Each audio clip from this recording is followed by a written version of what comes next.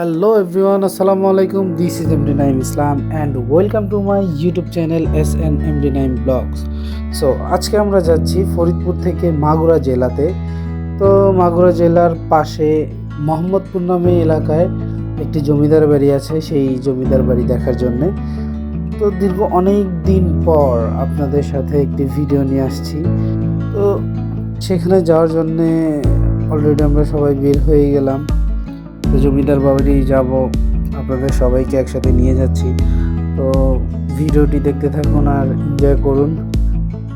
Microphone না নিয়ে যাওয়ার কারণে হয়তো অডিও ভয়েস রেকর্ড একটু খারাপ হতে পারে, প্লিজ ক্ষমার দৃষ্টিতে দেখবেন।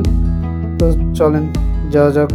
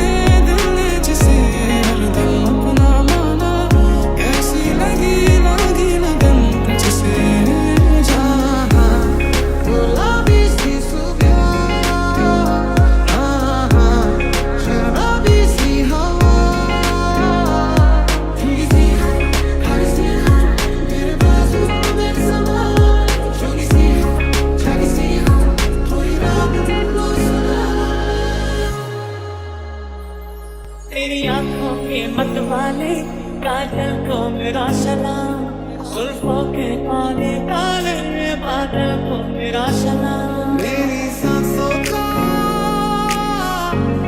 बस एक अंजाम हो, रुक जाए जो मैं ना लूं नाम तेरा। मैं रंग शरबतों का, शरबतों का तुम मीठे घाट का पानी, मुझे खुद में खोल दे तो मेरे यार बात बन जानी। रंग शरबतों का तुम मीठे घाट का पानी, जो भी है सब मेरा तेरे हवाले कर दिया। जिस्म का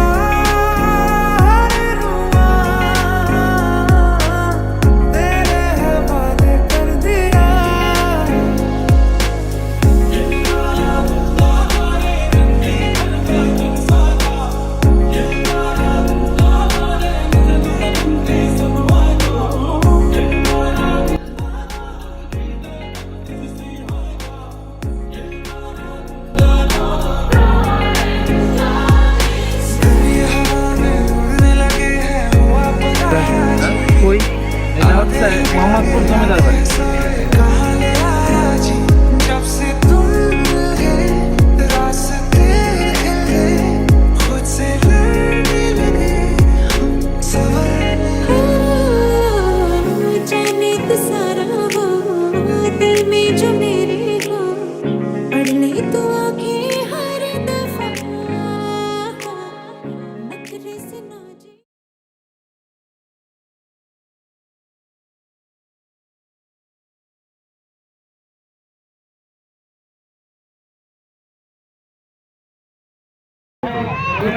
জমিদার বাড়ি।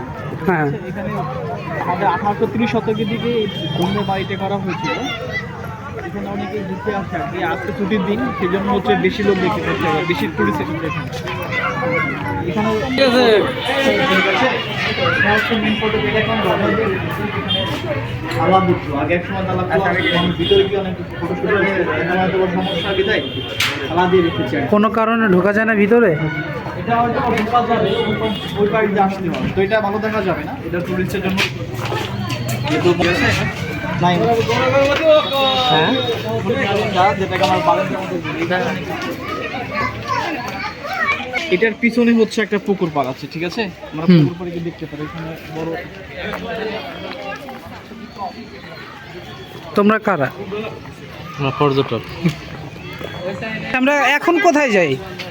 এখন যাচ্ছে হচ্ছে সেই পুকুর পাড়ে, শতবর্ষ পুকুর, অনেক আগের। অনেক আগের। এটা প্রতিষ্ঠার সময় পুকুরটা ছিল।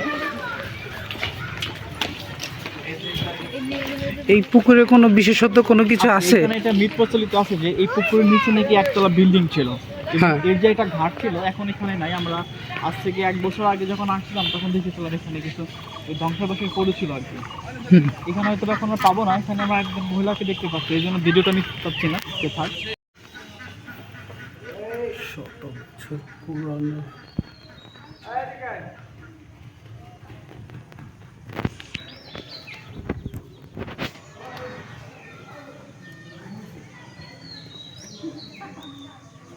যতটুকু ধরা যায়।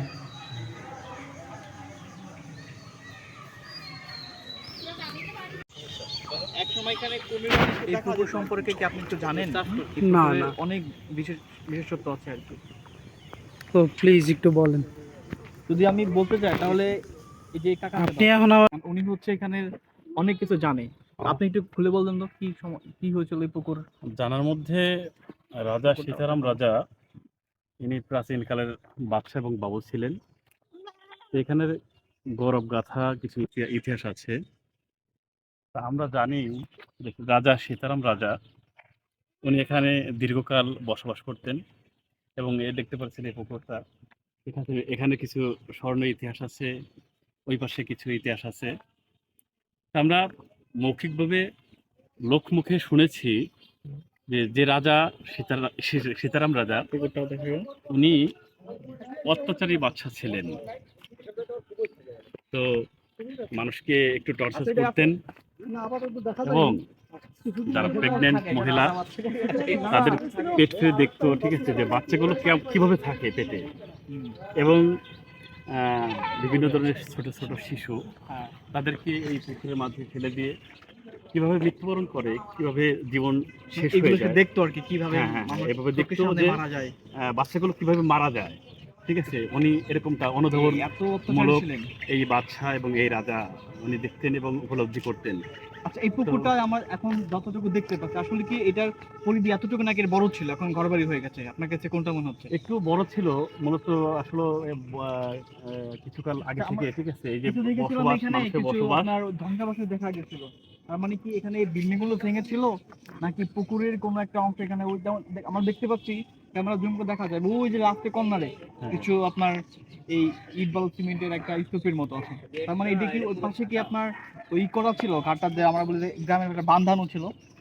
প্রাথমিক পর্যায়ে এই ঘাটটা অনেক বড় ছিল, ঠিক আছে। তার পর্যায়ক্রমে মানুষের, যখন মানুষ বসবাসের বসতি। জন্য, বসবাসের জন্য ঘর স্থাপন করলো, বসবাসের জন্য মানুষ এখানে জায়গা তৈরি করলো, ঠিক আছে। তারপর থেকে এই পুকুরটা সংকীর্ণ রূপে রূপান্তরিত হলো। আচ্ছা, এই রাজবাড়ির মানে অনেকে বলে থাকে যে কেউ 350 বছর বয়স, কেউ বলে 300 বছর, কেউ বলে 200 বছর, আসলে একজ্যাক্ট মানে কত? আপনার তো এই এলাকার লোকাল। হ্যাঁ, মূলত আমরা লোক শুনছেন অনেক থেকে থেকে, মৌখিকভাবে শুনে আসতেছিলাম, ঠিক আছে। 250 এবং 300 বছরের এই ইতিহাস, এই মাঝামাঝি। হ্যাঁ, এর মাঝামাঝি এটা বাস্তবায়ন হয়েছে। তো উনি কি একজ্যাক্ট এই মানে এই এরিয়ারই রাজা ছিলেন, নাকি অন্য কোথাও থেকে এসে এখানে রাজত্ব কায়েম করে? না, না, উনি এখানে ছিল, ঠিক আছে, এই অঞ্চলের, এই বঙ্গের, ঠিক আছে, এই প্রদেশের মূলত, ঠিক আছে, ওনার এখানেই পদচারণ ছিল, চলাফেরা ছিল। তো ওনার কি মানে এই শুধু এই যে এম্পায়ারটা এটাই ছিল, নাকি আশপাশেও ছিল? মানে এইটাই শুরু ছিল, বাইরে কোনো ছিল না।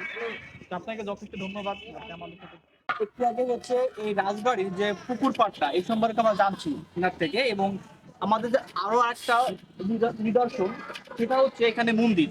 এই মন্দির সম্পর্কে অজানা অনেক তথ্য আছে, এই কি কি এখানে হইতো সেই বিষয়গুলো আজকে আমরা জানবো এই কাকার মাধ্যমে। কাকা, আপনি আমাদেরকে বলবেন যে এই যে মন্দির কিন্তু অনেক আগের বছরের, এখানে তিনি কি কি কার্যকর কি কি নির্যাতন করতো মানে আপনার পূজার পর?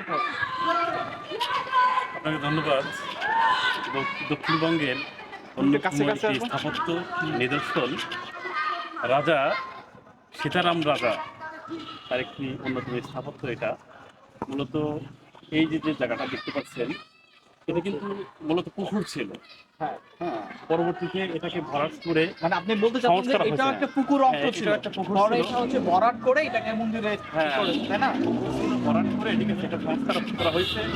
আর ওই যে গেট যেটা দেখতে পাচ্ছেন হ্যাঁ, ওইটা হলো সীতারাম যে রাজা ছিলেন তার আসন। ওখানে বসে তিনি বিভিন্ন ধরনের কার্যকলাপ, তারপরে এই সমাজ সংস্কার এবং তার যে কাজের বিষয়বস্তু আছে তিনি এখানে বসে পরিচালনা করতেন। তার মানে তার সিংহাসন যে বিষয়টা আমাকে শাসন প্লাস যে কার্যক্রম যে সভা সমিতি যেগুলো হতো সেখানে এখানে বসে বসে উনি হ্যাঁ, সবগুলো হ্যাঁ, করে হ্যাঁ, থাকতেন, ওই তাই না? আসনটা বসে জোরে জোরে তিনি জোরে পরিচালনা জোরে করতেন। কথা বলতে হবে। আচ্ছা, আরেকটা কথা বলি, সেটা হচ্ছে আমরা শুনেছি যে ওই পুকুরের নিচ দিয়ে নাকি একটা আপনারই আছে, মানে যাওয়ার একটা রাস্তা আছে যেটা মিশে গেছে আমাদের এই মধুমতি নদীতে। কথাটা সত্য কিনা? যেহেতু বহুল আলোচিত মৌখিকভাবে আমরা শুনে আসতেছিলাম অনেক পূর্ব থেকে, হ্যাঁ, তো আমিও ওরকম শুনে আসতেছি মূলত। ঠিক আছে, আমি চোখে দেখি নাই, মুরব্বীদের কাছে শুনছি, বয়স্ক লোকদের কাছে তার মানে শুনছি। এটা একটা সবার কাছে অজানা একটা রহস্য অজানা রয়ে একটা গেছে। রহস্য বিষয়। তা আমি মনে করি ওটাও সত্যায়িত বিষয়। ও, মানে হতেও পারে। হ্যাঁ, হতেও পারে। ও, আচ্ছা। আচ্ছা, আপনি আমাদেরকে বলবেন যে এই লোকেশনটা বলেন একজ্যাক্ট কিভাবে মানুষ ঢাকা থেকে আসতে পারে বা দূর দূরান্ত থেকে আসবে কিভাবে, এটা ঠিকানাটা কি, একজ্যাক্ট ঠিকানাটা কি? প্রাথমিক একটা বিষয় বলি, সেটা হ্যাঁ। হলো এই স্থানটা অনেকে প্রশ্ন করতে পারে, জানতে চায়। তো সেটা হলো এই স্থানটা মাগুরা জেলার মোহাম্মদপুর থানাধীন একটা স্থান। একবারে শহরের প্রপারে এই রাজা সীতারাম রাজার এই নিদর্শনটা যে কাউকে জিজ্ঞেস করলে সে বলে দিতে হ্যাঁ পারবে। বলে দিতে পারবো। তো আমি বলি আমাদের ফরিদপুর শহর থেকে বোয়ালমারি যোগ হয়ে মোহাম্মদপুর সরাসরি। যে মোহাম্মদপুর ভূমি অফিস দেখতে পাচ্ছি আমরা, মানে এটাও একটা ঠিকানা হতে পারে, মোহাম্মদপুর ভূমি অফিস, মোহাম্মদপুর মাগুরা, মানে এই ইউনিয়নটা আসলে সে সহজে দেখতে পারবে আর কি। হ্যাঁ, হ্যাঁ, এটা উপজেলা, মোহাম্মদপুর উপজেলার মধ্যেই এটার স্থান। ঠিক আছে, আমরা জানতে পারলাম এই পর্বে যে মন্দির সম্পর্কে। হ্যাঁ।